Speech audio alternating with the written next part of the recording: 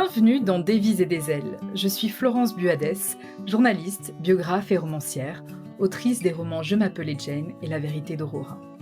Mon métier, c'est d'aider les femmes à transmettre leur parcours de vie en leur prêtant ma plume pour écrire le portrait ou le livre de leur histoire. J'accompagne aussi bien une grand-mère qui souhaite léguer son récit à sa famille, une femme entrepreneur ou une thérapeute désireuse de partager son chemin, ou encore une femme qui veut simplement livrer son témoignage et faire entendre sa voix. Dans ce podcast, je donne la parole à des femmes de tous horizons et je vous invite à découvrir leur histoire, chapitre par chapitre, comme on tourne les pages d'un roman. Aujourd'hui, je vous emmène à la rencontre d'Estelle, chef d'entreprise et influenceuse littéraire connue sous le nom de Petite Lectrice. Elle partage avec nous son parcours, ses rêves et tout ce qu'elle a mis en place pour donner vie à ses passions et à ses ambitions, tout en essayant de trouver son équilibre dans une vie bien remplie. Elle nous parle des questionnements de la trentaine, des obstacles qu'elle a dû franchir, de son histoire d'amour avec la lecture, mais aussi des coulisses de l'influence littéraire et de Bookstagram. Une rencontre sincère, pétillante et inspirante. Bonne écoute! Bienvenue Estelle. Merci Florence, merci de m'avoir conviée sur ton Écoute, podcast. je suis ravie de t'accueillir aujourd'hui pour ce podcast dédié au parcours de femmes, parce que tu fais partie des trentenaires que j'ai eu l'occasion de croiser et qui incarnent bien, je trouve, votre génération inspirante, ambitieuse, créative. Alors voilà, toutes les deux, pour expliquer le contexte, on a fait connaissance au sein de notre club de lecture que nous fréquentons depuis quelques années et que tu as toi-même co-créé en partenariat avec le Cultura de Mandelieu, ici sur la Côte d'Azur. D'ailleurs, spéciale dédicace aux papoteuses. Et alors dans ce club, on a eu l'occasion souvent d'échanger sur les livres, sur nos lectures. Mais j'étais vraiment curieuse d'en savoir un peu plus sur ton parcours.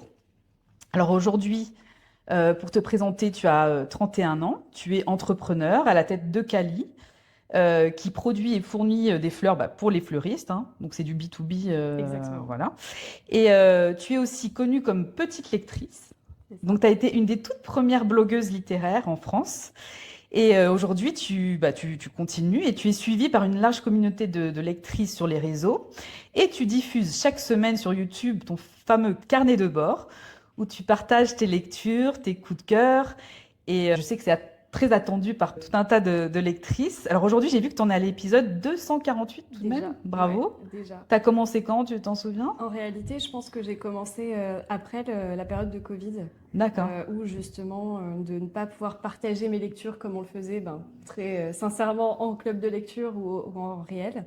Je pense que c'est vraiment là où j'ai voulu aller diffuser un peu plus loin et parler à des gens malgré un écran et parler de lecture. En fait, on avait un peu plus de temps durant Eh oui. le confinement de lire et j'avais un grand besoin de partager ça. Donc, je pense que c'est à ce moment-là que j'ai utilisé l'outil vidéo et YouTube et c'est uniquement sous format de vlog, comme on appelle. Donc, on suit plus ou moins une de mes semaines où au fil des journées, je lis, je grappille du temps pour lire et je partage ça avec cette Super. En communauté. tout cas, bravo pour la continuité parce que 248 épisodes, Oui. c'est pas mal. Alors, on va revenir sur ce chapitre, bien sûr, de ta vie. Mais ce que je te propose, c'est de remonter le temps et de revenir aux fondations, aux origines, pour comprendre un petit peu comment tout a commencé et le chemin qui t'a mené là où tu en es aujourd'hui. C'est bon pour toi? Ouais, allons-y. Ok. Alors, pour s'immerger dans ce tout premier chapitre de ta vie, je vais te proposer de fermer les yeux quelques instants, de penser à ton enfance, voilà, et de nous dire quelle image te revient en premier en mémoire. J'ai tout de suite une image assez rigolote. Donc, je suis enfant unique et en fait, quand j'étais jeune, on avait une maison avec un jardin et j'avais notamment des chevaux dans mon jardin, enfin dans mon terrain, on va dire. Mhm. Et j'ai un grand souvenir d'avoir un terrain en restanque, comme on appelle ici dans le sud, et avec un potager en hauteur et des chevaux en bas. Et je sais que je passais beaucoup de temps à sûrement pas aider vraiment mes parents, mais plutôt à voler les fraises de ce potager. Et j'ai vraiment ce souvenir de me tenir là, dans ce grand jardin, en fait. Et qu'est-ce que ça t'évoque comme émotion, comme Beaucoup de joie, sensation? beaucoup de joie. Vraiment, presque des rires que j'entends. Vraiment, c'est Ouais, un souvenir très doux. c'est le bonheur, Oui, exactement. Donc cette enfance, justement, c'était dans quel contexte? Je suis fille unique et c'est vrai que j'ai été un enfant plutôt attendu et voulu par mes parents, qui sont restés ensemble jusqu'à mes 6 ans, Mhm. justement avec cette vie un peu doucereuse à la campagne. Tu habitais sur la côte, c'était sur Sur la la Côte Côte d'Azur? d'Azur, Ouais. à la Colle-sur-Loup. Donc, D'accord. on avait cette petite maison en toute simplicité avec beaucoup de terre. Et mes parents étaient proches aussi de la nature. Mon père, fan de chevaux, et ma mère aussi très proche des plantes, de tout ce qui est un peu herboristerie et un potager, évidemment. Donc, c'est vrai que j'ai beaucoup, beaucoup de souvenirs à l'extérieur, monter à cheval et autres. Et puis voilà, c'est vraiment Oui. ma petite L'enfance un enfance. peu paradisiaque, Voilà, c'est ça. nature, extérieur, les animaux. Beaucoup de bienveillance, beaucoup d'amis autour. Et c'est vrai que c'est cette bulle de bonheur que je garde jusqu'à mes 6-7 ans, où malheureusement la vie a fait que mes parents sont divorcés, mais comme beaucoup, je pense, Mm. dans ma génération. Mais voilà, je garde vraiment Et c'est quelque chose qui a été difficile pour toi? Je dirais pas que ça a été difficile, non. Très sincèrement, je me vois pas mal le vivre. Euh, je pense qu'effectivement, quand c'est bien expliqué, on peut le comprendre. Je ne dis pas que c'est quelque chose un événement Non. heureux, mais je l'ai pas mal vécu. Euh, C'était un chapitre, un Voilà. nouveau chapitre. Mm. J'ai vraiment aucune rancœur ni Donc tes aucune parents blessure, t'ont bien amené la je chose, il n'y a pas pense. eu de brutalité en fait. Et tes parents, ils faisaient quoi? Alors, mes parents, ils avaient un système assez rigolo, c'est que mon père travaillait très tôt le matin dans l'entretien, donc tout ce qui va être nettoyage, service et autres. Il commençait très tôt le matin, donc ma mère me gardait le matin, Mhm. et il avait ses après-midi pour moi me garder. Et à l'inverse, ma mère était plutôt DRH, donc dans des horaires de bureau, et elle avait plutôt l'après-midi en bureau. Donc j'avais vraiment du temps beaucoup avec mes parents alternés. Donc c'était des travailleurs qui étaient voilà, d'une classe moyenne, mais vraiment avec beaucoup de bienveillance. Je me vois pas souffrir Oui, oui. d'un manque ou quoi que ce soit. Ouais, tout était Voilà, bien simple. pour toi, quoi, Voilà, et c'est ça. fluide. Et tu étais quel genre de petite fille? Je parlais énormément. Voilà, vraiment pas une enfant turbulente, au contraire plutôt sage, mais avec un grand besoin de partager, de parler, de découvrir. Je posais beaucoup de questions. Je saoulais mes parents vraiment. Aussi peut-être voilà par le fait que j'étais seule, j'avais besoin de beaucoup parler à quelqu'un. Et c'est vrai qu'on m'appelait la pipelette, quoi. Et D'accord. aujourd'hui encore, je parle devant des milliers de gens derrière une caméra parce que j'ai besoin de parler. Ah oui, oui. Tu penses que c'est pour combler le fait que tu étais une petite fille unique? Peut-être. Je Mhm. pense que j'avais une bonne créativité. Comme tout enfant qui est dans la nature et qui n'a pas forcément grandi avec les écrans, on crée, on joue, on imagine beaucoup de choses. Mais ne pas pouvoir le partager facilement avec un frère ou une sœur, j'imagine que ça a aussi, ça m'a poussé à parler beaucoup et à peut-être grandir un peu vite C'était aussi. difficile pour toi d'être fille unique? Non, j'en ai pas souffert. Mhm. J'en ai souffert adulte finalement. De me dire que aujourd'hui, je suis la seule à avoir la responsabilité de mes parents, D'accord. si jamais il leur avait arrivé Hmm. quelque chose, pour l'avenir, etc. Et de ne pas pouvoir partager aujourd'hui mes besoins en tant que femme, de poser des questions un peu existentielles. Voilà, donc plutôt j'en ai souffert adolescente, adulte, D'accord, à que partir de dans l'enfance. l'enfance. Je pense que mes parents avaient Ça a favorisé aussi peut-être ton imaginaire. très certainement, parce que mes parents aussi m'avaient beaucoup poussé à écrire des journaux, à écrire des histoires, dessiner des histoires, ce genre de choses, parce qu'il fallait que je partage d'une façon ou d'une autre. D'accord. Mais bon, je pense qu'ils ont eu beaucoup de patience de m'écouter, surtout parler encore et encore. Et toi, alors justement, cette petite fille, tu te souviens quels étaient ses rêves, ses aspirations?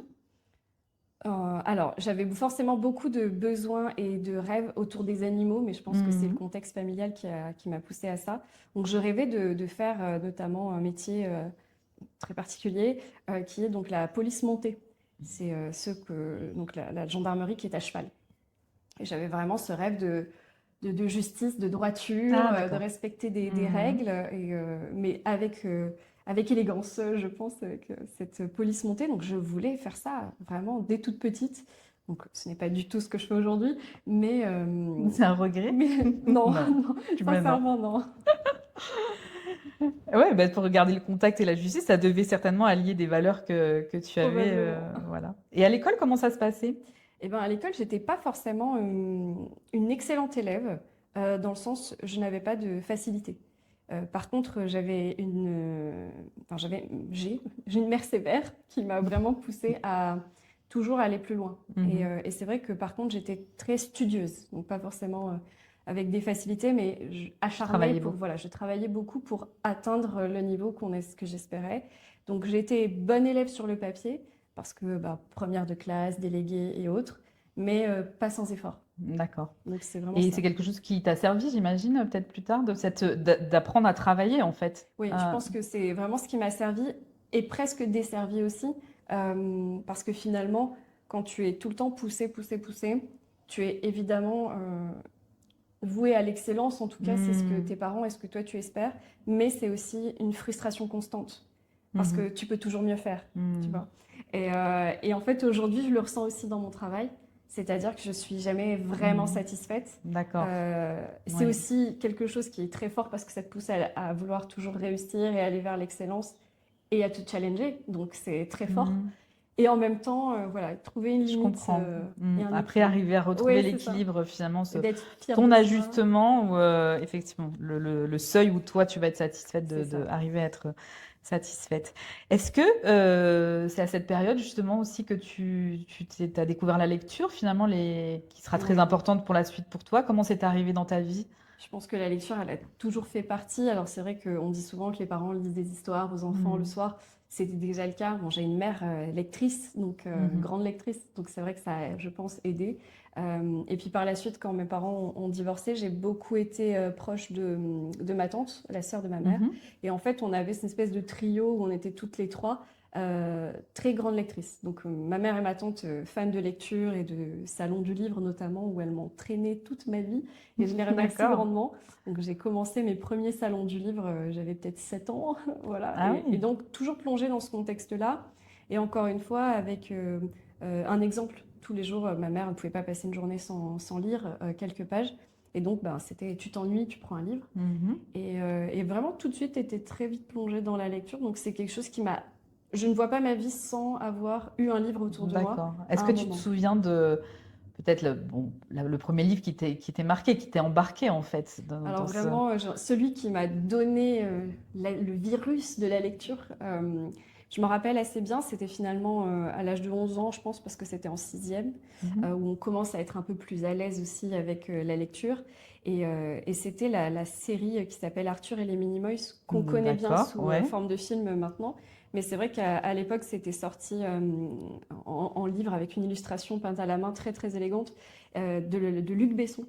Et cet univers-là d'aventure, ça m'a vraiment rendu complètement addict à la lecture. Et je me souviens encore très bien, c'est que j'avais terminé ce premier volet, donc il y a 4 volets dans cette saga, et on partait en voyage au Kenya Mhm. avec ma mère et son compagnon. Et j'avais un besoin indispensable de trouver le tome 2 à l'aéroport. D'accord, ouais, C'était il y une avait que ça qui obsession, comptait. voilà. Et donc je pense que Ouais. c'est à partir de là que je suis devenue complètement accro. D'accord. Et après, donc, dans l'adolescence, quelle autre lecture t'a forgé en Oui, fait? alors moi je fais pas partie de la génération Harry Potter, notamment je suis entre les deux, Mhm. c'est-à-dire que c'était trop bébé enfin trop jeune ce petit Mhm. sorcier quand moi j'étais adolescente, et ensuite je suis passée à autre chose quand c'est devenu un peu plus adulte. Donc j'ai pas eu cette vague-là, mais par contre je suis de la trempe de Twilight notamment, D'accord. cette saga qui a fait grand bruit aussi au cinéma, mais qui moi m'a marqué. Donc en fait c'est vrai que c'est des sagas ou des lectures qui nous ont accompagnés.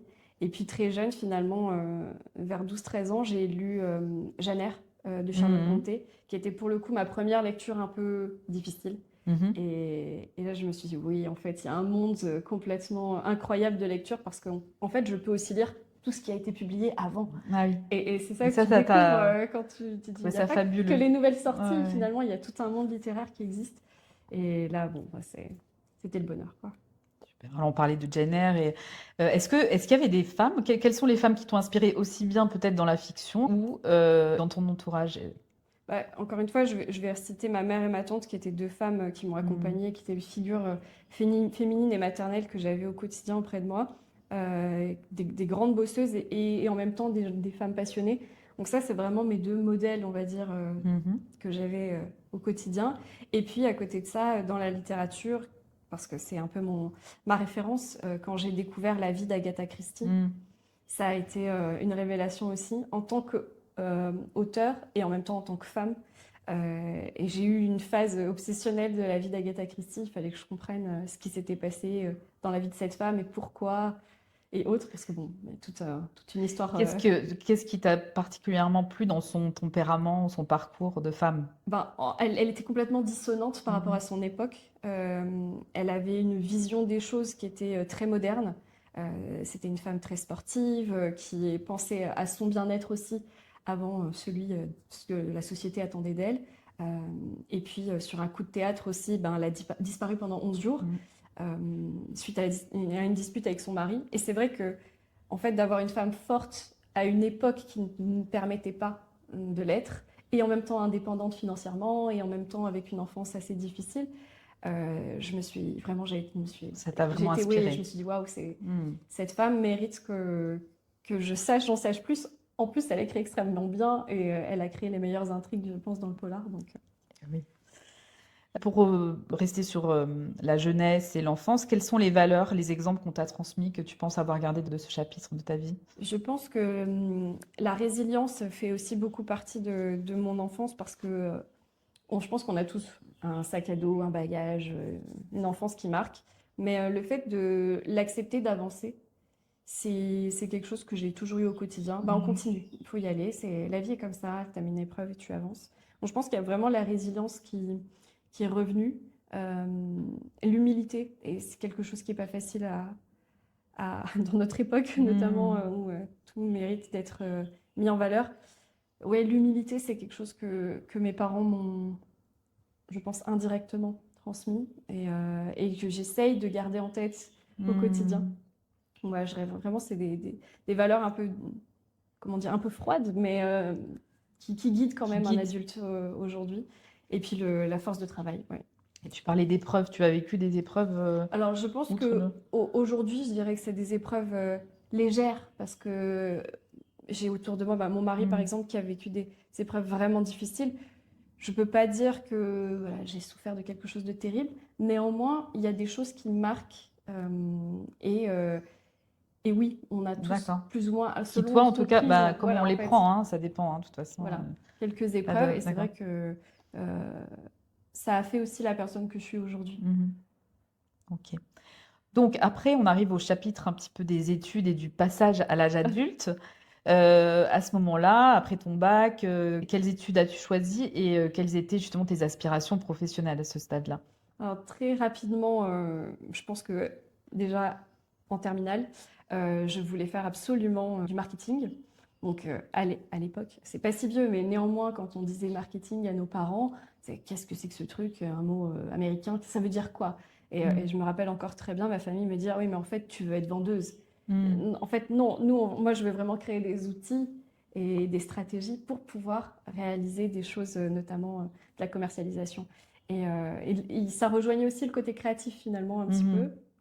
et une expression d'un besoin, voilà, de répondre à une problématique. Donc très très jeune, je voulais faire du marketing, enfin très jeune. Dès 18 ans, je savais que je voulais faire ça. Et donc j'ai fait effectivement une école de marketing en Chine puis à Paris. Donc En Chine? ouais, je suis partie vivre en Chine du coup un semestre. Voilà, à 19 ans, je suis partie T'étais dans quelle ville? à Shanghai. À D'accord. Shanghai, j'étais à la Shanghai Normal University dans un cursus de marketing et management. Et Et tu peux nous en parler un peu, parce que c'est un petit peu original du coup de cette période. Qu'est-ce que tu ouais. gardes? Qu'est-ce qui était Alors là, pour particulier le ou, coup, je suis partie vivre en Chine. Je parlais pas un mot de mandarin. Les Chinois parlent très peu l'anglais. Mm. Donc ça a été une vraie aventure où au bout de 24 heures, je pleurais tellement que j'ai appelé ma mère. Je veux rentrer en France. C'est hors de question que je reste ici. Bon, je suis évidemment restée. C'est vrai que c'est une expérience de vie qui m'a absolument pas fait peur. Mhm. Peut-être parce qu'on m'a appris aussi à être très indépendante et débrouillarde. Mais du coup, partir à 19 ans avec deux valises et partir à l'autre bout du monde, ça peut effrayer. Et finalement, j'ai fait des rencontres exceptionnelles, des souvenirs aussi, qui soient sur la découverte du pays comme des aventures humaines aussi. Donc, Qu'est-ce que tu as appris de cette culture qui est, semble-t-il, différente de la nôtre? Qu'est-ce que tu je, garderais? alors, c'est vraiment une culture qui est très éloignée de la nôtre et qui n'a pas le même respect, notamment de l'autre, de son D'accord. environnement. Donc, j'ai été vraiment marquée par ça. Ils ont une éducation qui est un peu particulière aussi par rapport aux enfants, puisque l'enfant est roi. Oui, voilà, c'est vrai que j'étais un peu en décalé avec la culture locale. Néanmoins, ils ont une richesse culturelle qui est incroyable. Pour le coup, la Grande Muraille, les Hmm. palais, les temples, c'est vraiment une culture très très riche et une médecine aussi très riche. Et ça, pour Oui. le coup, ça m'a beaucoup impressionné en parallèle. Donc, tu vois, c'est un Oui, petit oui, peu oui, les partagé. extrêmes. Ouais, c'est ça, partagé. Donc tu es revenu de cette expérience plus forte, j'imagine. Encore plus dégourdi, on va Hmm. dire, parce que ben, c'est vrai qu'on est obligé d'aller de l'avant et essayer de se débrouiller toute seule. Et puis aussi avec un besoin de retour aux sources. Donc c'est vrai que quand on part Hmm. loin longtemps, il y a aussi ce besoin un peu de nostalgie. J'aimerais rentrer à la maison et Et on apprécie mieux en on rentrant. l'apprécie mieux. Hmm. Et c'est vrai que voilà, je suis rentrée, puis très vite je suis repartie. En fait, je suis restée qu'une semaine ou deux ici dans le sud de la France et je suis repartie à Paris pour continuer ce fameux cursus en marketing où j'y suis restée jusqu'à la fin, donc à mon master 2. Donc voilà, j'ai vraiment terminé mon marketing là-haut. Donc ça répondait, parce que parfois on a une idée et après on fait les études, donc ça Ouais. correspondait vraiment à ce que tu voulais, t'as pas déchanté. Ah non, clairement, Hmm. ça a fait que renforcer ce que je souhaitais. Je me suis vraiment sentie à ma place, non pas forcément dans mon école, qui est une école traditionnelle, mais vraiment dans ce milieu-là. Hmm. Et aujourd'hui encore, c'est vraiment la partie que je préfère et c'est là où je m'éclate. D'accord, Le ça marketing, c'est vraiment. vraiment là où je m'éclate. Donc ta première expérience professionnelle suite à ce cursus. C'était dans l'immobilier. Donc en fait, j'étais dans une école qui s'appelle l'EIML, c'est l'École internationale de marketing du luxe. Donc en fait, on est amené à travailler relativement qu'avec des maisons de luxe. Et moi, j'aimais pas faire comme tout le monde, donc je ne suis Mhm. pas allée travailler chez des grandes maisons de couture comme on l'entend, mais j'ai choisi l'immobilier de luxe. Et en fait, comme j'avais une expérience internationale, c'est vrai que bah, tout de suite, je suis rentrée dans une société un peu niche et on m'a rapidement donné la responsabilité d'un service international d'immobilier de prestige. Et donc ma première expérience professionnelle, ça a été à Paris, dans cette entreprise-là. Et j'y ai appris beaucoup, beaucoup de choses parce que, C'est un bon souvenir? oui, j'avais en fait finalement comment dire, le créateur de cette agence est devenu comme un mentor. D'accord, Et c'est un vieux monsieur c'est qui important avait ça. 80 Mhm. ans et qui m'a pris complètement sous son aile, qui m'a appris beaucoup de choses de la vie, plus que de l'entreprise. Mhm. Voilà, j'ai un très très bon souvenir de cette expérience, à la fois professionnelle et en même temps humaine. Alors, comment tu es arrivée dans l'entrepreneuriat? Est-ce que c'était déjà quelque chose, une chose à laquelle tu pensais à l'époque ou... Alors pas du tout. L'entrepreneuriat, je pensais que c'était pas du tout pour moi. J'étais vraiment la salariée modèle, syndrome de la bonne élève. On vous donne une mission, vous la réalisez avec brio et puis on vous tape sur la tête, bravo ma grande. J'étais typiquement ce profil-là. Je pense que je le suis encore un peu. Et en fait, mon conjoint, donc mon mari aujourd'hui, mais qui à Mhm. l'époque était mon petit ami, lui a toujours eu la fibre entrepreneuriale. C'est un D'accord. grand rêveur mais qui travaille énormément. Et lui, il a toujours eu ce besoin justement de se lancer. Et finalement, quand moi je l'ai rejoint sur la Côte d'Azur après une relation à distance, j'ai eu beaucoup de mal à trouver du travail Mhm. avec mes compétences et avec mes envies. Et donc c'est vrai que très rapidement, j'ai eu des petits jobs, mais rien qui Mhm. m'éclatait. Et lui avait un besoin de créer quelque chose, donc je me suis dit, bah, je vais te filer un coup de main. Ma partie, c'est le marketing, c'est pas la tienne, je vais t'aider. Et finalement, je me suis laissée embarquer, donc aujourd'hui, ça fait 7 ans que nous avons co-créé Eucali. D'accord. Donc, Est-ce que tu peux nous expliquer un petit peu plus en détail ce que ouais, vous bien sûr. faites? Bah, en fait, donc, du coup, Eucalyptus, c'est une société qu'on a créée dans le monde de la fleur. Donc, mon mari est effectivement initialement d'une famille du coup plutôt du côté de la fleur et il a grandi dans cet environnement-là. Alors que moi, pas du tout. Vraiment, même si j'étais proche de la nature, je ne peux pas dire que j'étais dans l'horticulture. Mhm. Et finalement, en fait, on a décidé de créer un outil digital dans le monde de la fleur qui permettait de diffuser aux fleuristes, donc en B2B, donc professionnels du monde de la fleur, euh, en tant que grossiste, parce que nous sommes aussi producteurs. Et donc aujourd'hui, le système de diffusion de la fleur passe par un marché international qui est en Hollande, aux Pays-Bas. D'accord. Et donc, ce qu'on trouvait complètement dissonant, c'est que notre production, par exemple, du sud de la France, partait sur le marché hollandais pour redescendre chez un fleuriste à D'accord. quelques kilomètres. Mhm. Et en fait, c'est complètement stupide, déjà pour l'impact écologique et puis pour la fraîcheur du produit. Et donc, on s'est dit comment, de manière digitale, on pourrait créer un moyen de lier les deux et d'être juste un trait d'union entre le producteur et le fleuriste. D'accord, une sorte de vente directe. C'est un peu de la vente directe avec du coup toute une logistique qui est pas si facile à créer, mais voilà un petit peu le concept. Et donc d'une petite production familiale où on a commencé à exporter nos produits à des fleuristes, eh bien on est devenu aussi des importateurs, on est devenu aussi, voilà, on est passé sur... D'accord, vous servez à grande d'intermédiaire, vous, maintenant, pour d'autres producteurs, c'est C'est ça, ça. en fait? Aujourd'hui, donc nous, on va sourcer des produits, que ce soit en France, que ce soit au bassin méditerranéen ou à l'international. On va dans les fermes ou les productions, on rencontre les gens, on voit le produit et en fait, ensuite, on crée toute une logistique pour que justement le fleuriste, via une plateforme, puisse commander directement des produits aux producteurs Super. sans passer par un marché international. Donc, tu parles de produits, qu'est-ce que c'est? Des fleurs? C'est principalement des fleurs et feuillages, fleurs coupées, donc pas de plantes en pot, Mhm. en terre et autres. Donc ça va vraiment être ce qu'on retrouve dans les bouquets, la bouquetterie. Donc on va voilà, avoir des fleurs ici. En ce moment, c'est la saison de la pivoine, en France notamment. Donc c'est vrai que c'est un produit phare de nos collections Mhm. actuelles. Et donc nous, on va sourcer dans différentes régions de France et d'Italie notamment pour avoir de la belle Donc, pivoine. ça t'a plu? Tu t'es pris de passion pour cet Oui, je pense que univers-là? la découverte de l'univers de la fleur, déjà, c'est assez passionnant. Je suis toujours cette curiosité aussi de découvrir des nouvelles choses. Donc, j'ai découvert un monde qui est très vaste et complexe, en fait. Bien plus que ce qu'on s'imagine, un petit papy couper ses fleurs dans son panier, les emmener au marché. Voilà, ça n'existe plus, ou presque. Et c'est vrai que finalement, il y a un vrai business. Et C'est un ça, marché qui se porte bien? Enfin, quels sont c'est un peu en dents de scie en ce moment en réalité. Je pense que c'est un peu comme tout marché de la consommation, à partir du moment où les gens ont un panier moyen un peu moins important dans leur consommation quotidienne, la fleur va pas être quelque chose de prioritaire. Mais on a toujours des célébrations, on a toujours des deuils, on a toujours des mariages, des Oui, c'est choses, vrai que la fleur accompagne finalement des les moments de grands la vie. moments de la vie. C'est pour ça que, en fait, finalement, la fleur est quand même un marché qui se porte Mm. et qui a toujours existé aussi. Donc il y a toute cette histoire aussi qui est intéressante. Les fleurs suivent des modes. Et, Alors voilà, j'allais poser la question, oui. quelle est la tendance actuelle Oh, alors là, par exemple, on commence la saison des mariages et ce qui revient, c'est la tendance Bridgerton.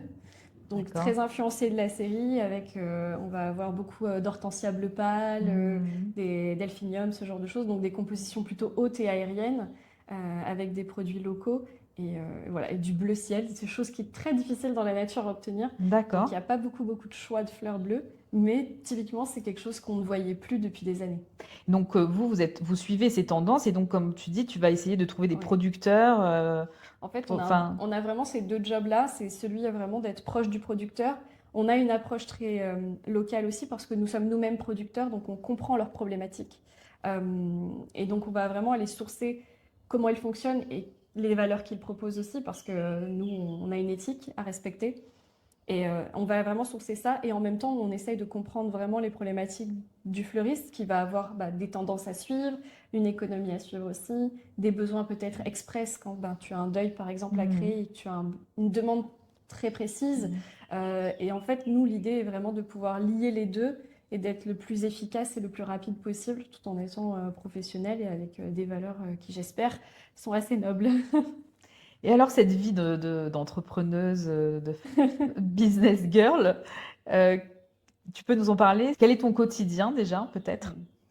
Alors mon quotidien, c'est se lever très tôt le matin, très souvent, puisque le monde de la fleur est quelque chose qui commence tôt, notamment parce qu'on a ce qu'on appelle des marchés aux fleurs ou des marchés au cadran.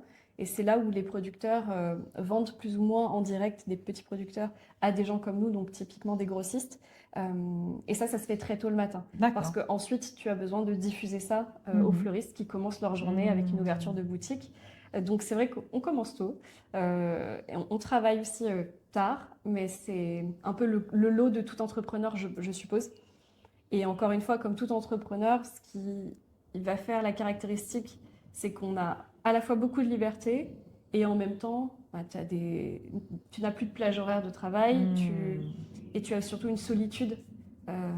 Où encore une fois, moi je pense que mon profil de la bonne élève en souffre parfois parce que tu n'as jamais personne pour te dire si ce que tu fais est bien, Ah, voilà, pour bravo, te mettre la ou limite, te dire ça y est, justement, ça.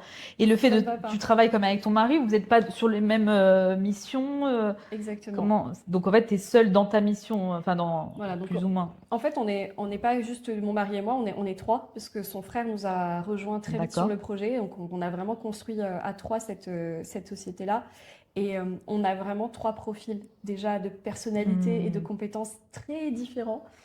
Et chacun gère une équipe et des choses différentes. Donc, c'est vrai que parfois, quand je prends des décisions managériales, financières ou autres, sur ma section, on va dire, Mhm.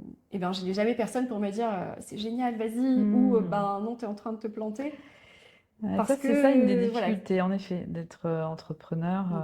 Donc, On n'y pense pas, mais on se sent libre, mais qui va, voilà, on se poser la lance et puis, limite c'est le client, le retour client, peut-être ouais. La qui seule fait chose la chose. qui te permet de mesurer, finalement, Mm. ça va devenir ta notoriété, ça va devenir l'image que les gens ont de toi, enfin, les clients ont de toi, les chiffres. Voilà, en Mm. fait, c'est des choses plus tangibles qui vont te permettre de mesurer, de jauger si tu es dans la bonne direction ou pas. Du coup, c'est une entreprise qui marche bien, qui a Oui, une belle croissance depuis on a quand même 7 ans. une belle croissance. Après, euh, on a, comment dire, comme dans toute entreprise, tu as des hauts et des bas, mais disons qu'on a une très belle croissance.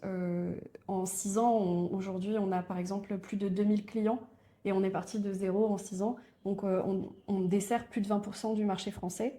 On travaille avec des grosses chaînes comme les Monceau-Fleurs ou, tu vois, des grands noms. Et on en est très fiers. Donc, je pense qu'effectivement, ça a bien évolué. Et puis, comme dans toute entreprise, et bien après, il faut, c'est pas stagner, mais en tout cas renforcer tes bases pour pouvoir faire ce qu'on appelle le step up, Et oui. comme dans une start-up. Et ça te plaît? Vous avez cette ambition d'aller haut? Alors c'est surtout mon mari qui a de l'ambition. Lui, c'est notre flèche et il nous tire Mm. vers le haut. Et c'est vraiment lui qui va nous pousser. Parce que mon beau-frère et moi, par exemple, on est plus terre à terre et plus ancré Plus dans le réel, mesuré? plus mesuré. Mm. Et c'est vrai que lui a toujours des grands projets. Et nous, on est, attends un petit peu, on va voir si c'est possible de le faire. Et puis finalement, il nous embarque assez facilement et on rêve aussi ensemble. Donc, non, on a des grandes idées pour la suite. Donc, c'est un beau Cool. projet. Tu nous as expliqué que c'était bien réparti, ça a l'air Oui, d'aller, de travailler en couple. J'imagine qu'on te pose la question parce que c'est vrai que oui, pour certains c'est compliqué, on ramène les problèmes à la maison et tout. Vous avez trouvé un équilibre là-dessus? en fait, comme tout le monde te dit, en famille, ça passe ou ça casse, c'est un peu Mm. le cas. Mais je pense qu'il faut juste que les deux soient complètement raccord avec le fait de soit on laisse le travail au travail et la maison est la Mm. maison, soit il n'y a pas de limite et tout est fusionné. Mais peu importe en réalité ce que tu choisis, tant que les deux Ils sont d'accord. sont d'accord. Et je pense que c'est ça qui fait la réussite. Donc nous, aujourd'hui, on a plutôt le deuxième profil, c'est-à-dire qu'il n'y a jamais de limite Mm. et on ne vit pas pour travailler, tu vois. Enfin, c'est vraiment, ça fait partie de nous et on aime autant Ouais, c'est votre vie en se fait. disputer Mm. sur un sujet, comme le régler, comme continuer à en parler.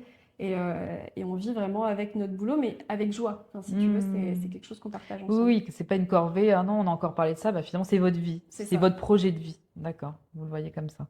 Et est-ce que tu as d'autres tips d'entrepreneuses justement que tu as mis en place au fil des années pour être plus équilibrée dans cette vie-là? Comment tu Alors t'organises? déjà, je pense que quelqu'un qui est assez organisé, ça aide, parce que quand on doit tout mélanger entre la vie personnelle, sociale, familiale, tâches ménagères et autres, je pense qu'une organisation est nécessaire. Euh, mais pour contrer, tu vois, à ce que je te disais par rapport à la solitude, notamment de Mhm. l'entrepreneuriat et de l'entrepreneuriat féminin, moi, ce qui m'a aidé, ça a été beaucoup de suivre justement des femmes qui ben, soit ont vécu la même chose, soit vivent la même chose. Donc ça va être ben, soit par suivre des personnalités féminines sur les réseaux sociaux, écouter des podcasts ou même faire partie d'un club de business féminin. Mhm. Donc moi je fais partie d'un club à Nice par exemple.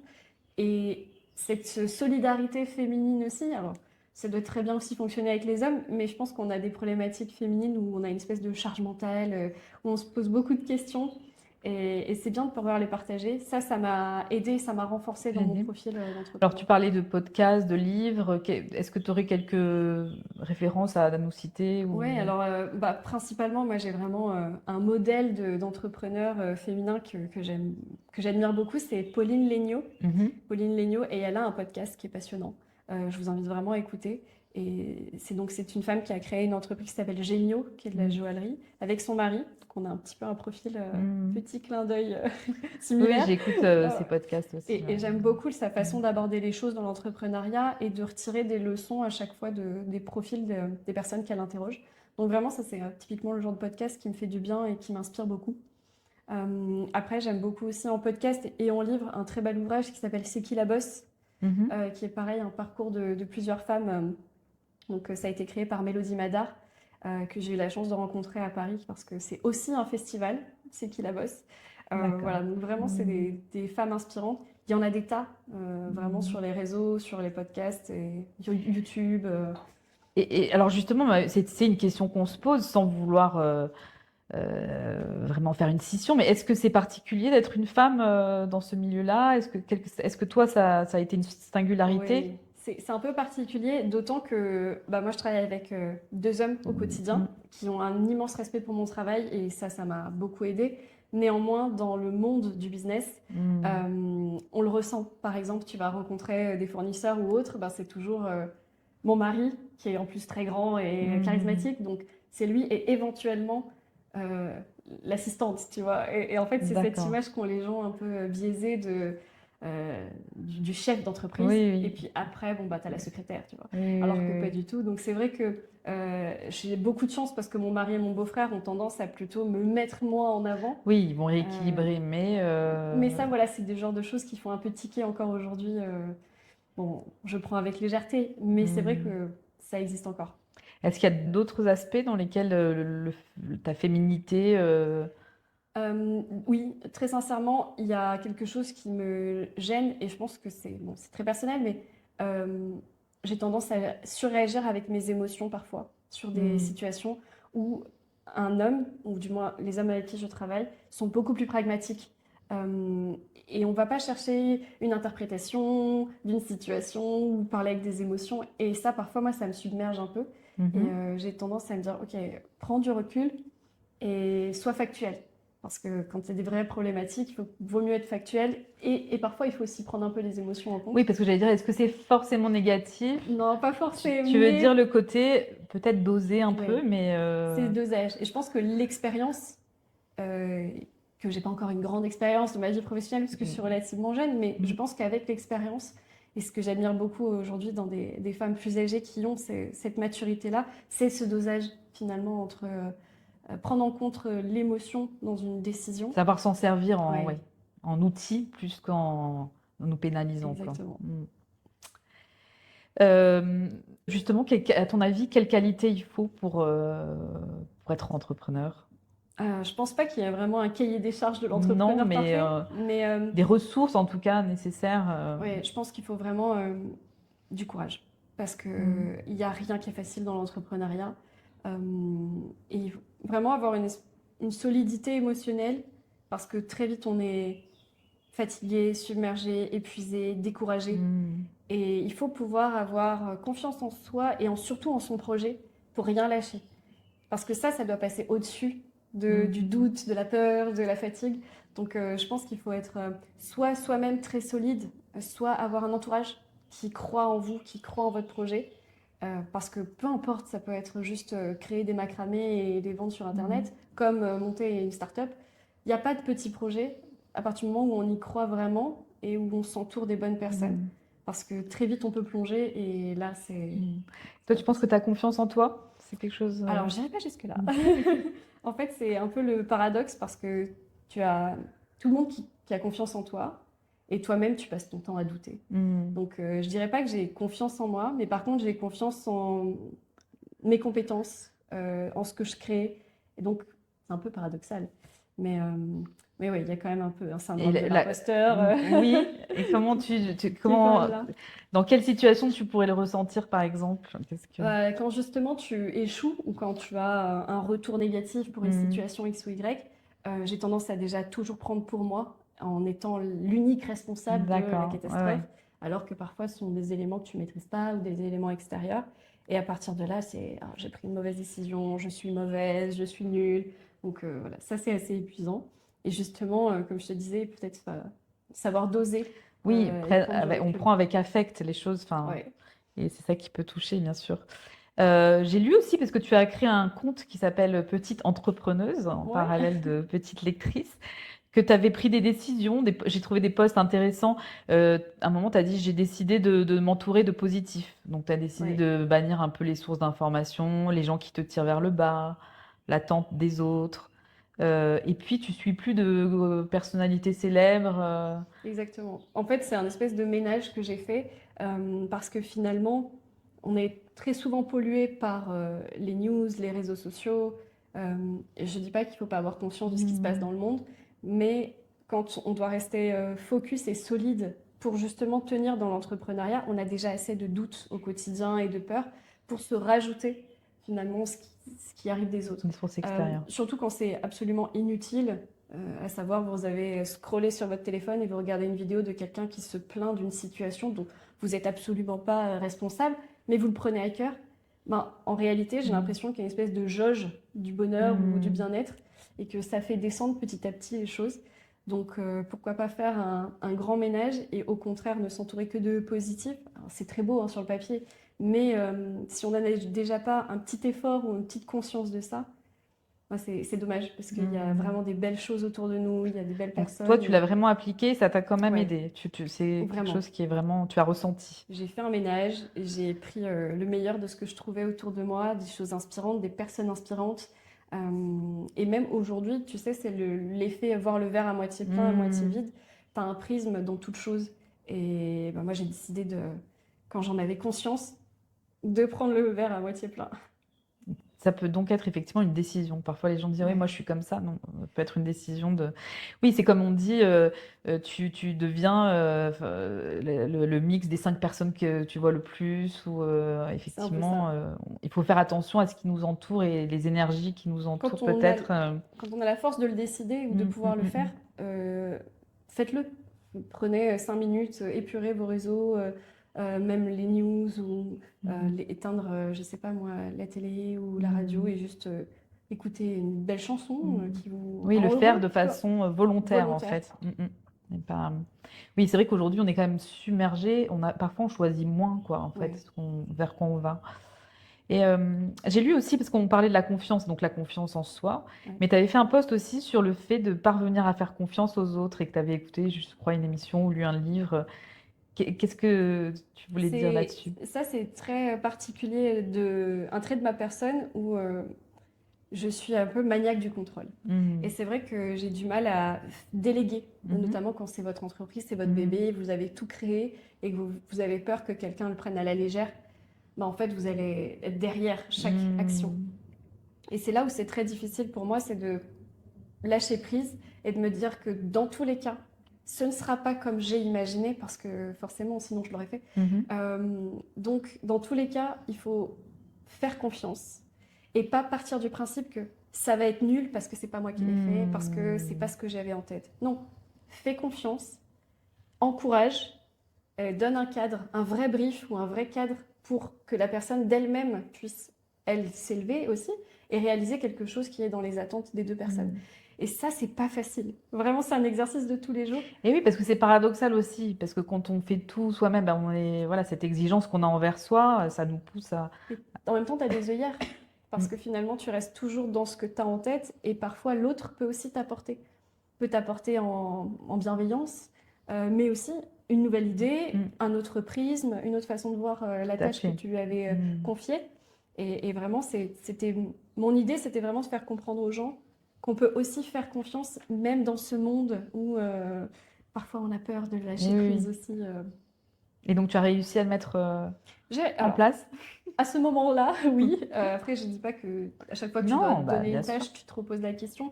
Et sûrement qu'il y a des moments où je reviens à mes travers du maniaque du contrôle. Mais j'essaye vraiment de l'appliquer à moi-même. Et le fait d'en parler et de le diffuser sur les réseaux par un post ou Mm. autre, eh ben, j'ai aussi pu avoir des retours et d'autres conseils d'entrepreneuse. Donc en fait, c'est un peu le but Mm. de ce compte-là, c'est d'échanger sur Eh plein de oui. sujets. Oui, tu disais que c'était important. Tu avais trouvé dans le réseau féminin professionnel une entraide, C'est un peu une espèce de sororité, Mhm. mais pas dans le sens copinage, on va prendre un café et on parle de nos Mhm. vies. Non, c'est vraiment, j'ai une problématique, j'ai une peur, j'ai une situation. j'ai personne au-dessus de moi, j'ai pas un chef à qui demander conseil, j'ai pas un mentor à qui demander conseil. J'ai beau ouvrir un livre, je trouve pas la situation exacte dans laquelle je me trouve. Est-ce que quelqu'un peut m'aider ou Ou a me déjà vécu donner un ça? prisme? Voilà, c'est ça. Et en fait, ce réseau féminin, en fait, on se rend compte que dans toute entreprise, il y a plus ou moins les mêmes problématiques, financières, salariales, contexte géopolitique ou autre. Et en fait, on a tous plus ou moins vécu les mêmes problèmes. Et donc, c'est là où le partage est intéressant.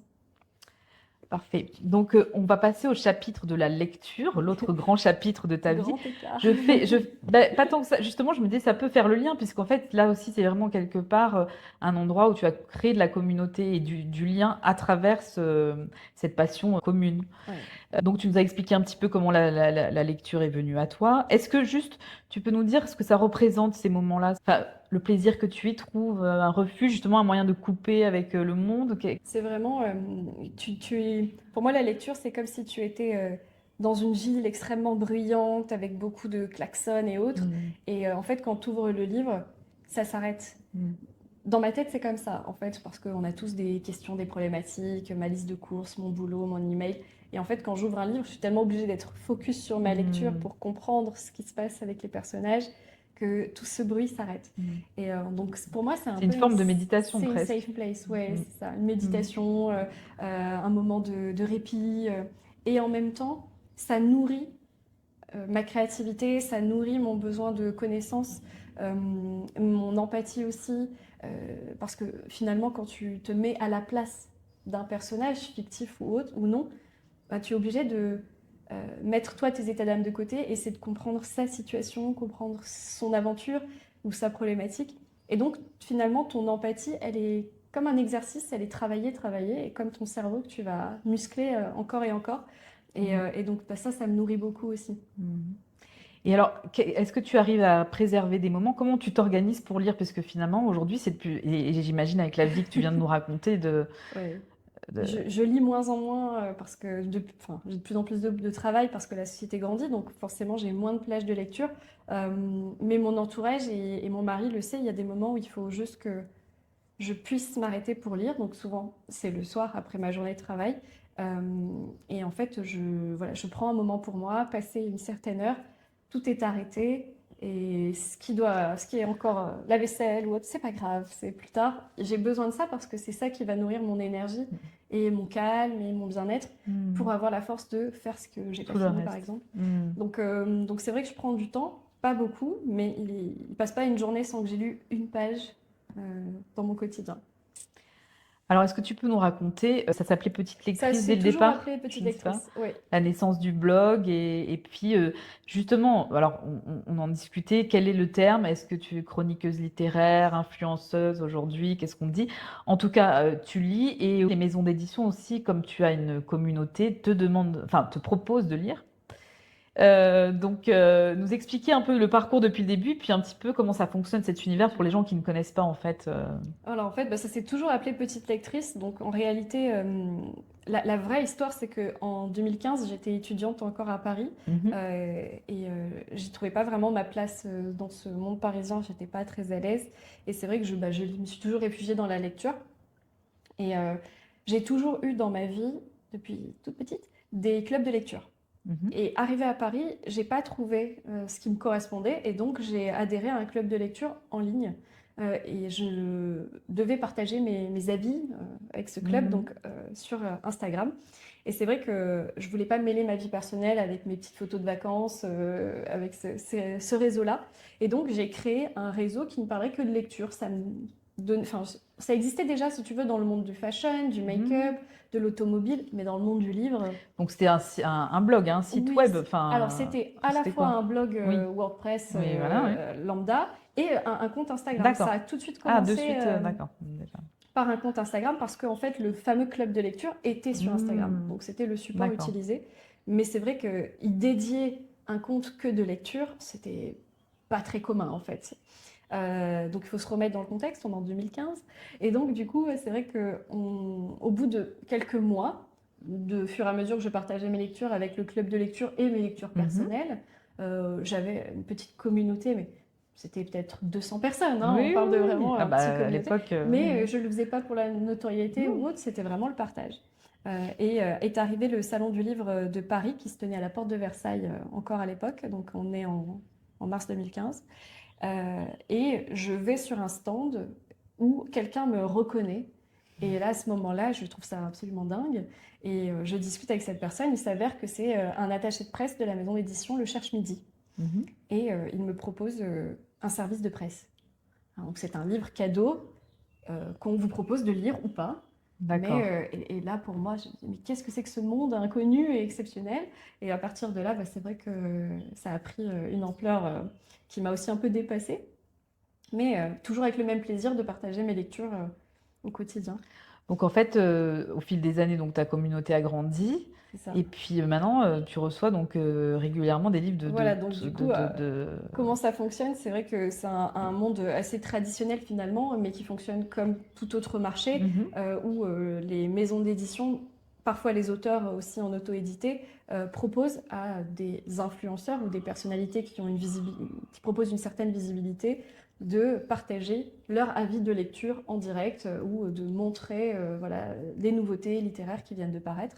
Et donc c'est là où on est extrêmement sollicité par notamment les maisons d'édition qui nous proposent tout un tas de sorties qui correspondent plus ou moins à votre profil de lecteur en plus. Où c'est là où il faut être un peu vigilant et pas se laisser submerger parce que on évite en devoir de lire et en même temps, un livre, ça doit rester du plaisir. Ça vous demande beaucoup d'heures aussi. C'est pas comme montrer un rouge à lèvres Oui. qui prend quelques minutes. Là, il faut lire le livre, en avoir vraiment conscience, l'aimer ou pas. Donc voilà, c'est vraiment ça qui est un peu Et comment ça se difficile. passe ils attendent que tu dises, enfin si t'as pas aimé par exemple. Moi, je suis très transparente, donc si j'ai pas aimé, j'ai pas aimé. Mais encore une fois, comme dans mon métier, je pense toujours que un avis négatif reste un avis et reste une visibilité. Mhm. Donc en fait, plus on va parler d'un livre, en bien ou en mal, un livre c'est tellement subjectif en fait. Une histoire Bah oui. c'est tellement subjectif, ça peut plaire à l'un et ne pas plaire à l'autre, qu'à partir du moment où il y a de la visibilité, ça a du sens tant que c'est sincère. Et donc finalement, à partir du moment où on est clair avec l'auteur ou avec la maison d'édition, libre à eux de continuer à nous proposer des choses ou pas. Toi, malgré toutes les propositions, toutes les demandes, parce que tu en reçois beaucoup, tu restes ancré à ça, c'est-à-dire je reste Oui. authentique et honnête par rapport à... C'est vrai que maintenant, moi, je refuse beaucoup aussi parce que je préfère laisser la place à d'autres lecteurs qui ont plus de temps, plus d'énergie, surtout quand il y a une attente assez immédiate ou assez rapide sur un retour. Moi, pour le coup, ça, je passe. J'ai pas besoin de Oui, ça. parce qu'on peut parler de l'univers. Donc au début, tu étais une des premières. Ouais, Et puis aujourd'hui, bon, pas tous nos auditeurs connaissent pas, mais il y a Bookstagram, enfin, maintenant, il y a il y a vraiment, TikTok, je ne sais pas combien il y a de chroniqueurs littéraires en fait, enfin, c'est ou d'influenceurs. des milliers, je pense, parce que à ce stade, il y a vraiment énormément de monde. Alors, ce que je trouve exceptionnel, c'est que finalement, ça relance aussi un secteur traditionnel qui est la lecture. Les gens lisent de moins en moins d'après les statistiques. C'est vrai que peut-être que ce support permet une expression, une visibilité et de relancer aussi la machine. Donc moi, je trouve que c'est génial qu'il y ait de plus en plus d'influenceurs littéraires. Mais voilà, aujourd'hui, qu'est-ce qui se vaut est-ce que les Oui, gens vont sur pas des milliers, tout ne se vaut pas. Et qu'est-ce qui a changé depuis les débuts vous avez peut-être appris, il y a eu quelques-uns autour de toi, il y avait Oui, peut-être on n'était pas très nombreux. Alors je pense qu'il y a aussi toute une influence anglo-saxonne, où Mhm. pour le coup, quand moi j'ai démarré, il y avait très peu de comptes français, mais beaucoup déjà de comptes britanniques notamment et américains, donc anglo-saxons, aussi parce qu'ils ont à foison d'une littérature qui est bien plus riche que nous. Mais c'est vrai que j'ai l'impression que cette vague a été récupérée sur les réseaux sociaux par Mhm. cette nouvelle génération qu'on a aujourd'hui, la Gen Z, et qui, elle, utilise les réseaux pour tout partage. Et donc, c'est devenu un espèce de réflexe que ma génération n'avait pas spécialement. Et donc, c'est vrai que je pense qu'il y a eu cet essor. Et puis, TikTok a relancé encore plus. Est-ce que trop d'avis ne tue pas la vie en fait? Bon, Bon, après, moi, je chacun dis, peut le il y faire. en a pour tout le monde, de tous les goûts. Il y a de la Oui, place oui, aussi oui. pour tout le monde. Tant que voilà, ça reste quelque chose qui est bienveillant et qui est là pour rester dans le partage et favoriser la lecture, parce que c'est quand même le but. Donc toi, ce qui t'intéresse du coup, c'est le rapport avec ta communauté et à travers Ouais. donc les carnets de bord et toujours ton compte Instagram. Tu échanges beaucoup avec eux, avec Oui, les j'échange beaucoup. Alors, lectrices notamment sur YouTube, c'est un support qui est plus facile pour échanger. Mais c'est vrai que ce qui me plaît le plus et ce qui est là vraiment Mm. l'accomplissement de tous mes partages, c'est quand je les rencontre en vrai. Mm. Là, quand on va sur un salon et qu'il y a une dizaine de personnes qui te reconnaissent, qui te remercient de partager ça, c'est ah, j'ai lu ce livre grâce à toi, ma mère a lu celui-ci, Ah elle a oui. adoré. Là, c'est vraiment l'accomplissement. Oui, c'est pour ça que tu le fais, c'est ça Ouais, je fais vraiment ça pour ça. l'essence de ton action. Et donc, tu as rencontré de nombreux auteurs aussi, soit donc Oui. dans tous ces salons, et du coup aussi, il y a dans des événements privés que les maisons d'édition peuvent organiser. Quelle rencontre t'a le plus marqué? Euh, alors c'est vrai enfin, on rencontre beaucoup de monde Mm. et en fait on se rend vite compte que derrière l'auteur, finalement c'est une personne très sympathique et très abordable. Donc c'est assez drôle parce que la première fois on est très impressionné et ensuite on est presque amis et on va boire un verre après, donc c'est très sympa.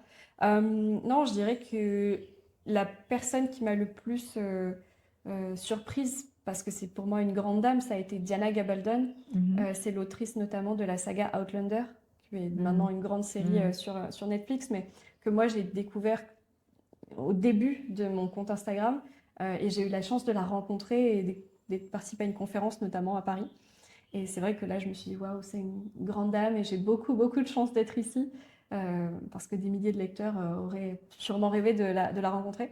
Donc il y a des rencontres qui marquent, et puis, mais chaque fois, c'est toujours un plaisir, vraiment, de Mhm. partager, sachant que chaque auteur a son expérience aussi d'écriture et de partage et autres. Donc Donc, tu aimes bien voilà, apprendre comment les oui. dessous de tous ces livres, parce que tu lis combien, bon, sans quantifier vraiment exactement, par an ou Alors par, là, je sais en pas. ce moment, Oui. depuis ma vie entrepreneuriale Mm. très intense, je dirais que je lis une centaine de livres par an. Voilà, entre 8 et 9 par mois. J'arrive pas à lire Ah plus. ouais, bah, c'est déjà. J'ai fait beaucoup plus Oui, étant oui. étudiante ou autre, mais Mm. c'est vrai qu'aujourd'hui, j'arrive pas à faire plus. Mais ça me convient aussi très bien parce que je le vois pas comme un devoir. Ça Mm. reste un plaisir. C'est ça qui est chouette. Et tu t'es mis aussi au livre audio? Oui, alors moi, je suis une Mm. grande fan du livre audio. Je l'ai pas toujours été. Mhm. Je pense qu'il faut rencontrer le bon livre audio qui déclenche ça. Mais finalement, j'étais déjà assez fan de podcasts. Mhm. C'est vrai que je n'écoute jamais, jamais la radio. Et donc, le format podcast me plaisait bien. Et finalement, dans le livre audio, ça m'a vraiment rappelé les contes que lisait ma mère. En Mhm. fait, quand on Ah vous oui, raconte on une te raconte histoire, une histoire. j'ai vraiment cette petite Madeleine de Proust quand j'écoute un livre audio qui est bien raconté. Donc souvent c'est par des acteurs et donc ils le font très bien. Et j'ai cette petite Madeleine de Proust où je me dis, ah, c'est comme quand je fermais les yeux et que ma maman me racontait une histoire, quoi. Donc, Et alors l'envie d'écrire, t'as pas envie d'écrire toi? bah, figure-toi que c'est très récent. J'ai commencé à écrire un texte et je ne sais pas du tout ce que ça donnera et si c'est voué être simplement un exutoire personnel, parce que pour l'instant c'est le cas. D'accord. Mais c'est quelque chose que je pensais ne jamais faire. Mhm. J'étais vraiment une puriste de la lecture et jamais j'avais pris la plume. Pas quelqu'un qui écrivait des histoires depuis toute petite ou quoi que ce soit. Mhm. Euh, Même si j'écris un journaling, mais c'est pas Mm. voué à être lu. C'est vrai que très récemment, une histoire m'est venue, puis j'ai commencé à écrire un premier dialogue et autres, et puis finalement, très rapidement, une centaine de pages sont écrites, mais comme voilà, un exutoire. Donc pour l'instant, c'est absolument pas voué à être publié ou autre, ni lu. Voilà, Mais tu un petit aimerais? peu honte aussi. J'aspire pas spécialement, Mm. c'est pas un besoin. Tu vois, je Mhm. me dis, si jamais personne ne lit ce texte ou un autre, Oui, oui, oui. c'est pas une Là, fin c'est en plus, c'est soi. venu à toi Ouais, voilà. naturellement et Donc c'est pour ça, ne jamais dire jamais finalement. voilà. Et j'ai vu, t'as produit un très beau magazine pour ton entreprise. C'est toi qui l'as fait? Oui, C'est donc ça c'est ah. un magazine que j'ai créé de A à Z. Alors là c'est plutôt le côté marketing qui ressort, Mm. fusionné à petite Mhm. lectrice. Et voilà, on a créé une revue professionnelle où je vais justement interviewer des fleuristes ou des producteurs ou des créateurs de produits dérivés du monde de la fleur. Et j'en ai construit voilà, un magazine que j'espère assez élégant, Mm. et qui n'est diffusé qu'à ma clientèle. Donc c'est pas quelque chose que je diffuse Mm. ailleurs ni qui est commercialisé. Mais ça, c'est vraiment voilà, mon guilty pleasure, tu vois, c'est vraiment mon petit truc à moi où je m'éclate. Je l'ai vu sur les Oui, réseaux, ça a l'air très joli. Ouais, ouais, très joli. merci. Alors, je voulais on en vienne au chapitre de être une femme. Qu'est-ce que Grand c'est? chapitre. Revenir un peu sur ta vie de femme tout au long de ce parcours. Qu'est-ce que c'est pour toi être une femme? C'est une force ou une faiblesse? Euh, Vraiment, je pense que c'est une force. Et je pense que j'ai la chance de vivre aussi à une époque qui me permet de le croire que c'est une force. Aujourd'hui, on a beaucoup, beaucoup de moyens on est aussi dans un pays qui respecte aussi beaucoup la femme, malgré tout. Mmh. Je mets des parenthèses, mais euh, et je pense que c'est une force aussi parce que j'ai la chance d'être entourée d'hommes qui me poussent, qui croient en moi et qui me respectent beaucoup. Que ce soit mon père, mon mari, mes proches. Et je pense que ça pousse une femme à croire en elle et à en faire une force plutôt qu'une faiblesse. Après, je pense que tout est dans la personnalité. Un homme peut se sentir aussi faible, tu vois, sous Mmh. certains aspects, Bien sûr. à partir du moment où il n'a pas confiance en lui, ou son vécu, ou son expérience le fait douter. Et donc non, moi aujourd'hui, je trouve que c'est une force et j'aime être une femme et j'aime soutenir les femmes. Oui, voilà. En fait, j'aime donner cet Mmh. élan. J'ai envie d'être la sœur que j'ai pas été, mais de toutes les femmes qui doutent d'elles Mmh. et qui ont un besoin de s'exprimer, de créer. Allez-y, il y a de la place pour tout le monde, croyez en vous et vous inquiétez pas, tout va bien se passer. Et tu parlais de ton papa, on a parlé de ta maman et du rapport au père. Donc, toi, tu es un père qui t'a toujours encouragé, mis en avant. Ouais, moi j'ai vraiment cette chance d'avoir été la princesse fille à papa. Comme je te disais, j'ai vraiment été désirée et mon père m'a toujours beaucoup admirée, aussi admiré mon parcours. Lui-même n'a pas eu une vie, une enfance facile. Et du coup, c'est vrai que ben, tout ce que je réalise, j'ai l'impression que c'est des choses exceptionnelles. Donc ça donne beaucoup confiance en Mais c'est soi aussi. important, voilà, dans le regard Et, aussi. inversement, moi j'admire aussi beaucoup mon père parce qu'il a un parcours atypique et surtout il a un métier très atypique. Donc Mhm. il est dans les énergies, on va dire. C'est quelqu'un qui fait de la chirologie, donc c'est la lecture des lignes de la main. Donc Ouais. on est à la limite de la chiromancie. Et donc voilà, c'est vrai que ben, quand on dit ah oui, mais ton père il est un peu chaman, il est un petit peu dans l'ésotérisme. Moi je trouve que c'est admirable aujourd'hui Comment il de. en est venu? Puisqu'au départ, donc, il avait des Oui, boulots un métier traditionnels. traditionnel. Il- C'est des rencontres qu'il a faites qui l'ont vraiment ouvert sur les énergies et notamment bah, ce monde un petit peu, j'ai pas envie de dire parallèle, mais aujourd'hui qui n'est pas euh, tangible, enfin je sais pas comment C'est-à-dire, appeler il a ça. développé aussi un pouvoir Un- énergétique à travers les mains ou qu'est-ce que c'est je pense que c'est. Alors aujourd'hui, ce qu'il fait, c'est une lecture très claire en fait des lectures de la main par rapport à ce que tu es, à ta personnalité, à tes mots, Mhm. MAUX. Et en fait, ça a été vraiment guidé par une rencontre qu'il a faite d'une chamane amérindienne qui Mhm. s'appelait Loutre Bleue, qui malheureusement nous a quittés, qui l'a formé. Mon père a toujours été passionné par les Indiens d'Amérique, notamment, Mhm. d'Amérique du Nord. D'ailleurs, chez moi, c'était à l'époque les Indiens et les cow-boys, hein. Ah oui, Tu oui. venais chez moi, tu avais une selle de cheval sur un tonneau et c'était un D'accord. tabouret de bar, quoi, tu Ouais, vois. ouais, ouais. Donc j'ai vraiment vécu dans cette ambiance avec beaucoup de symboles amérindiens, de respect par rapport à ce peuple-là. Et mon père était fasciné par ça. Et D'accord. il a rencontré cette chamane amérindienne qui lui a appris beaucoup de choses de son savoir. Sûrement qu'elle avait lu en lui une Mhm. espèce de fibre Il y a une naturelle. rencontre. Et du coup, c'est vrai que ben, aujourd'hui, il essaye de transmettre ça aussi et d'aider l'autre avec son don, comme on peut appeler ça un don. Et moi, j'admire beaucoup voilà, un Mhm. homme qui, dans ce milieu-là, qui a confiance en lui, qui croit vraiment en ce qu'il fait. Et force est de constater que lui, il n'a pas tort. Ça fonctionne. Et tu disais, est-ce que du coup, il a un rapport avec l'au-delà? Il croit qu'il y a un monde un peu Oui, qui alors nous entoure? plus ou moins, mais il y a quand même une forte spiritualité. Même si on a vécu, dans ma petite enfance, on a tous vécu dans une religion chrétienne. Mhm. C'est vrai que la spiritualité, c'était un peu la face, j'ai pas envie de dire un peu cachée, mais finalement, ça reste un peu du folklore. Et puis Mhm. finalement, il y a eu cette évolution où lui, il a pris vraiment ça au sérieux. Et moi aussi, j'ai beaucoup suivi finalement l'aspect un peu spirituel et les énergies, la Donc toi, tu connexion. y crois parce que je dis ça parce que c'est vrai que là, on a parlé finalement d'un parcours assez Oui, pragmatique et que ça peut se conjuguer. Donc tu as cette oui. partie spirituelle aussi qui t'aide dans ta vie, qui te... Oui, parce que finalement, tu as... Alors, encore une fois, c'est hyper personnel et subjectif, tu crois Oui, pas, peu oui, non, importe en soi. ça... Un peu comme toute religion, croyance.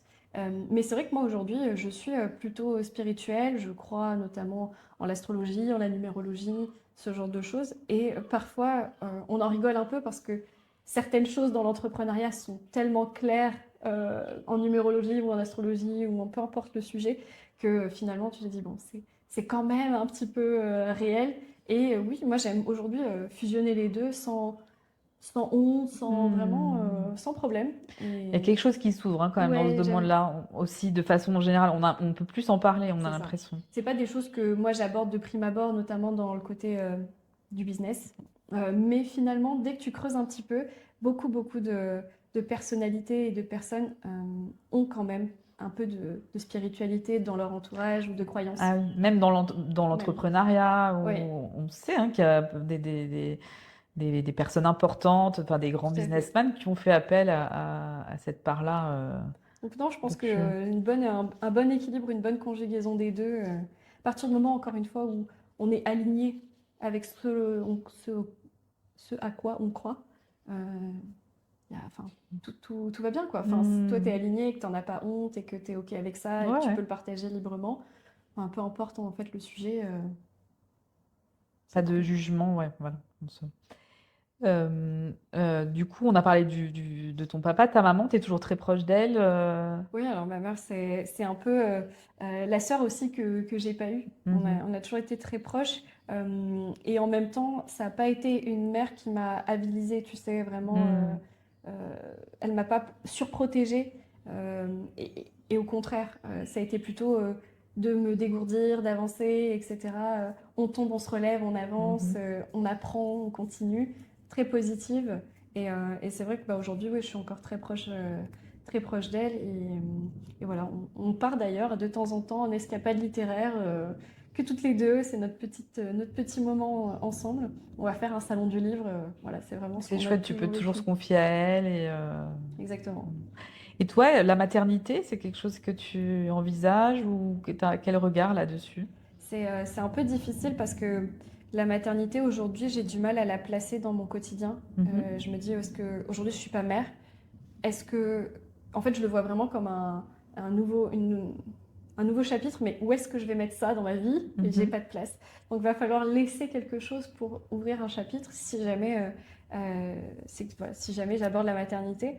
Mais c'est vrai que le sujet même, je trouve que aujourd'hui, moi, ça fait 12 ans que je suis avec mon mari, 3 ans que je Mhm. suis mariée. Donc, ben, un enfant, c'est un peu ce que tout le monde attend. Et Oui. donc, j'ai une espèce de pression familiale et Mhm. sociale où on a beaucoup d'attentes autour de moi.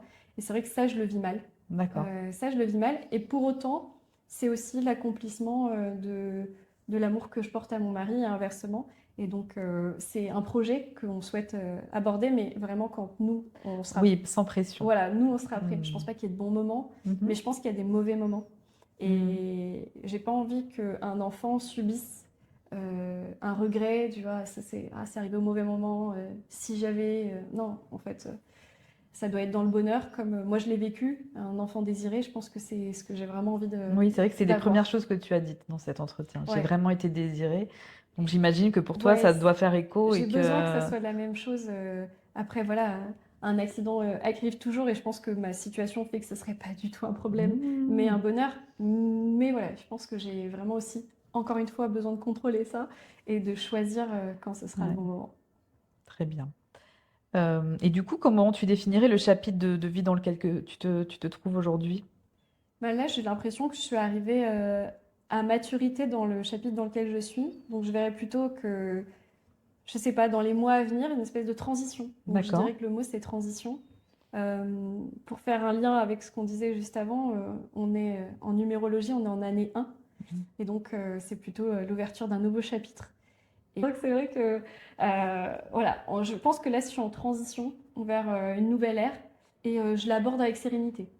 Peu importe ce qui va se passer, je suis plutôt sereine et j'ai hâte de Alors voir. justement, j'avais une question. Dans 5 ans, comment tu te vois? Dans 5 ans, comment je me vois? Alors, très sincèrement, Donc, si tu as une image comme ça, ouais, vraiment. mais pas vraiment changé. En fait, Mhm. plutôt, comme je suis assez alignée aujourd'hui dans ma vie, toujours un peu dans l'entrepreneuriat, la lecture pas très loin. Et en même temps, je pense que oui, j'aurais envie de construire une famille et de peut-être passer sur ce fameux chapitre-là. Euh, mais j'ai pas la nécessité, je me vois pas de grands Oui, t'as pas besoin changements. de... T'es déjà sur le bon chemin. Ouais, je me sens déjà bien dans cette voie-là. Alors avec le recul, dans la femme que tu es devenue, qu'est-ce qui reste à ton avis en toi de la petite fille que tu étais? Et qu'est-ce qu'elle aurait pensé de toi? Waouh, c'est pas facile. Non, c'est pas facile. Faut prendre quelques Mais minutes. alors, je pense qu'elle serait à la fois très fière, parce que je pense que je peux être fière de mon parcours et en même temps assez surprise Mhm. des voies que j'ai choisies. Et je pense qu'elle serait aussi un petit peu insatisfaite parce qu'on Elle veut est- toujours plus. Et puis elle fait pas de la police montée. Et je suis pas la police montée. Et je n'ai pas de cheval dans mon jardin. Quel regret. Non, mais voilà, je pense qu'il y aura toujours quelque chose d'insatisfait et c'est ça un peu mon combat aujourd'hui. Et pourtant, avec du recul, tu prends aussi conscience que ben, chaque pas a été soit choisi, soit vécu, mais qui a fait la personne que je suis aujourd'hui et j'ai pas de regrets. Ah, justement, donc bon, tu as peut-être un peu Ah, j'ai un répondu, peu mais répondu. la question c'est si, oui, justement, c'est ça. Si ta vie était un roman, puisqu'on est là-dedans, est-ce que tu aimes l'histoire que tu es en train d'écrire, que tu as écrit et que tu es en train d'écrire? J'aime l'histoire. Il y a beaucoup de rebondissements. Il y a beaucoup de Hmm. rebondissements et j'aime l'histoire. Par contre, je veux absolument une fin heureuse, un happy end. Donc, j'espère que on... voilà, si c'est le chapitre que je vais écrire, c'est celui-là. Ok. Et si tu avais un message à délivrer aux femmes qui nous écoutent, qu'est-ce que ce serait? Ça serait respirer un bon coup, fermer les yeux, croyez en vous. Croyez en Hmm. vous. C'est la vie, elle offre tellement d'opportunités. Si vous n'êtes pas bien, si vous n'êtes pas aligné, si vous avez des doutes, il n'y a que vous et vous-même qui pouvez être sûr de ce que vous ressentez. Hmm. Enfin, ne doutez pas de vous, foncez. Bah, Voilà. merci Estelle J'espère que pour j'ai... ce joli mot et ce que je partage tout à fait. Oui. Et Bah, merci à toi pour cet bah écoute, entretien et ces questions. J'espère que j'ai été à la hauteur. comment que ça t'a plu de parler de C'est toi pas comme ça facile, ou c'était... bah, c'est pas facile de prendre du recul en fait sur qui tu es et les choix que tu as fait parce que ça te permet en fait de dézoomer un peu, alors, comme on est toute Hmm. la journée à fond. Finalement, ça t'a amené à le dire à voix haute que tu étais Ouais, fière de ton parcours et de tout ce que tu as fait c'est et tout ça. ça. Non, mais c'est un bon exercice, pas facile, Hmm. mais merci en tout cas. Merci beaucoup à toi en tout cas, c'était vraiment passionnant et merci beaucoup Merci. de t'être prêté au jeu. Avec grand plaisir. Merci Florence. Merci d'avoir écouté cet épisode. Si vous désirez en savoir plus sur mon univers, mes prestations de biographe ou bien mes romans, rendez-vous sur mon site desvisesetdesailes.com. Si vous avez aimé et souhaitez découvrir d'autres parcours de vie au féminin, mettez un pouce, abonnez-vous et parlez-en autour de vous. À bientôt!